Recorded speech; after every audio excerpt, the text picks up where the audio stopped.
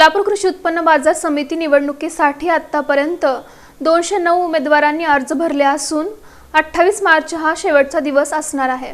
सोलापूर कृषी उत्पन्न बाजार समितीसाठी निवडणूक प्रक्रियेतील उमेदवारी अर्ज विक्री आणि स्वीकृतीची प्रक्रिया 25 मार्चपासून सुरू झाली आहे। गुरुवारी एकूण 29 अर्ज प्राप्त झाले। 28 मार्च हा उमेदवारी अर्ज दाखल करण्याचा शेवटचा दिवस आहे। आतापर्यंत एकूण 787 अर्जांची विक्री झाली। निवडणूक अर्ज भरण्यासाठी कार्यालयासमोर इच्छुक उमेदवारांनी मोठी गर्दी केली होती। आतापर्यंत दिग्गजांमध्ये माजी सभापती राहिलेले दिलीप माने, माजी उपसभापती सुरेश हसापुरे, राजशेखर शिवदारे यांच्यासह अनेक दिग्गजांनी अर्ज दाखल केले आहेत। सोसायटी मतदारसंघातून 11 जागा, ग्रामपंचायत मतदारसंघातून 4 जागा, व्यापारी मतदारसंघातून 2 जागा, हमाल तोलार मतदारसंघातून 1 जागा अशा एकूण 18 जागांसाठी ही निवडणूक प्रक्रिया पार पडत आहे।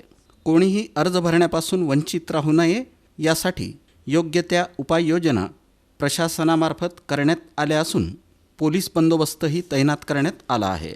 उमेदवारी अर्ज भरण्यासाठी येणाऱ्यांना टोकनची व्यवस्थाही करण्यात आल्याची माहिती जिल्हा उपनिबंधक तथा निवडणूक निर्णय अधिकारी किरण गायकवाड यांनी इन सोलापूर न्यूजशी बोलताना दिली। नामनिर्देशन पत्र विक्री व स्वीकृतीचा टप्पा सुरू आहे। 7/10/2024 रोजी एक दिवसाचं नामनिर्देशन पत्र विक्री व स्वीकृती झाली होती। त्याच्यानंतर उरलेले 4 दिवसाचे 25/3/2025 ते 28/3/2025 पर्यंतचा हा 4 दिवसाचा टप्पा आहे।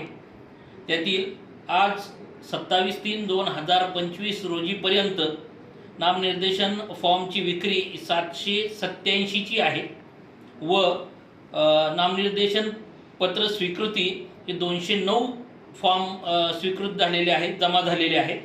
म्हणजे उद्याचा फक्त एक दिवस बाकी आहे। 28 मार्चचा एक दिवस बाकी आहे। त्या दिवशी सुमारे 550 फॉर्म हे शिल्लक राहिलेले जमा होणे अद्याप बाकी आहे। त्यामुळं निवडणूक कार्यालयाने ह्या स्वीकृतीच्या दृष्टिकोनातून व्यवस्थित नियोजन केलेलं आहे। माझं सर्व पात्र इच्छुक उमेदवारांना कळकळीचं आव्हान असं आहे की फॉर्म सबमिट करताना फक्त उमेदवार आणि सूचक यांनीच फक्त नामनिर्देशन पत्र स्वीकृती कक्षात प्रवेश करायचा, या दोघांनाच फक्त प्रवेश दिला जाईल। अन्यथा इतर कोणत्याही व्यक्तीला आत प्रवेश दिला जाणार नाही। कारण बऱ्याच मोठ्या प्रमाणामध्ये फॉर्म उद्या सबमिट होण्याची शक्यता नाकारता येत नाही, त्याच्यामुळे गोंधळ उडू शकतो।